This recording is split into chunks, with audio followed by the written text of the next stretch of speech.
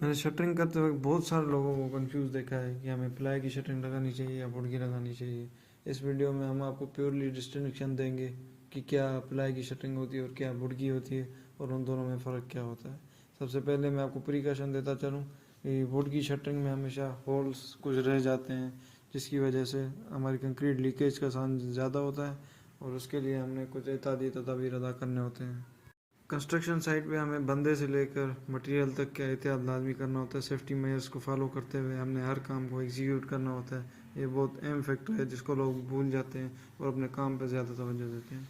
तो बंदों की ज़िम्मेदारी और मटेरियल की ज़िम्मेदारी एक बिल्डर के लिए बहुत अहम किरदार होता है जिसको उसने अदा लाजमी करना है।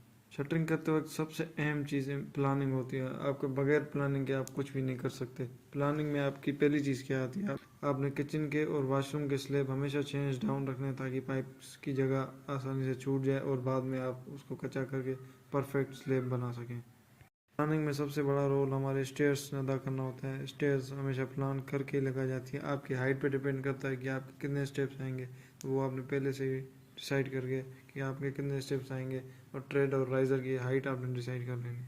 वुड की शटरिंग में आपको हमेशा इस तरह के होल्स नज़र आएंगे। उन होल्स को आपने मद्देनज़र रखते हुए एक शीट लाजमी लगानी है पॉलीथीन की, ताकि आपके लीकेज का चांस कम हो और आपका मटेरियल ज़ाया होने से बच जाए।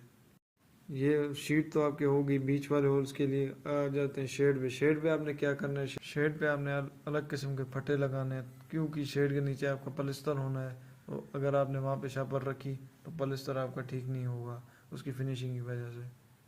कुछ होल्स इतने बड़े होते हैं कि उसमें हमें शीट डालने की ज़रूरत नहीं होती। शीट के साथ साथ हमें वहाँ पे गीली मिट्टी डालनी होती है ताकि हमारी लीकेज का चांस बिल्कुल निल हो जाए और अच्छी हमें फिनिशिंग मिल जाए।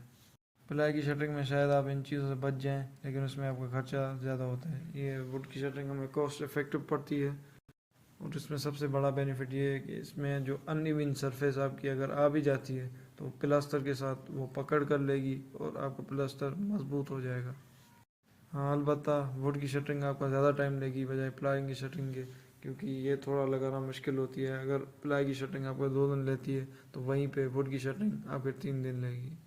शटरिंग की प्लानिंग में आपने रूफ बीम का ख्याल रखना है। जहाँ जहाँ पे रूफ बीम है आपने लाजमी देना है, क्योंकि रूफ बीम ने एक बहुत अच्छा किरदार अदा करना होता है आपकी स्लैब की मजबूती में।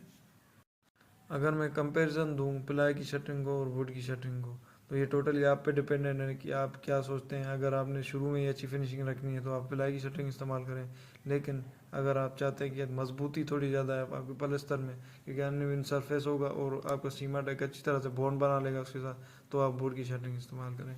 हमारी आज की वीडियो जिसमें हमने आपको बताया कि वुड की शटरिंग और प्लाई की शटरिंग में क्या फ़र्क होता है। वीडियो को शेयर लाजमी करें ताकि दूसरों तक भी ये इन्फॉर्मेशन पहुँचे। अक्सर लोगों को मैंने कंफ्यूज देखा है कि हमने प्लाई की शटरिंग लगानी चाहिए या वुड की लगानी चाहिए। और मिलते हैं अगली वीडियो में, तब तक के लिए अल्लाह हाफ़िज़।